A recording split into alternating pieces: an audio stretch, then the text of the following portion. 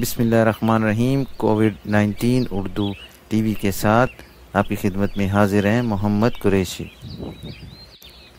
चलिए आप सबको ताज़ा तरीन खबरों की तरफ ले चलते हैं। कोरोना पर काबू पाने में कई माह लग सकते हैं। सऊदी वज़ारत सेहत के तर्जुमान डॉक्टर मोहम्मद अब्दुल्ला आला ने कहा है कि सऊदी अरब में कोरोना पर काबू पाने में कई माह लग सकते हैं। एक मरीज़ की वजह से 70 अफराद को वायरस मुंतकिल हुआ है। हमें बड़े चैलेंज का सामना है। हफ्ता और इतवार की दरमियानी शब MBC TV चैनल से गुफ्तगू करते हुए उन्होंने कहा कि वजारत की हिदायत पर जितना सख्ती से अमल किया जाए उतना ही जल्दी वायरस पर काबू पाया जा सकता है।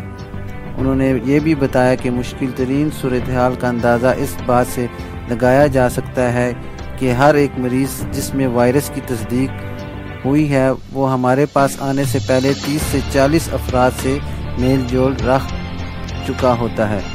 उन्होंने ये भी बताया कि वजारत का काम ये है कि इन तमाम अफराद का सुराग लगाकर टेस्ट किया जाए जो कोरोना के मरीज़ से मिल चुके हैं। उन्होंने ये भी बताया कि दुनिया भर में वबाई अमराज पर काबू पाने के लिए कई माह बल्कि बाद औक़ात साल भर लग जाता है।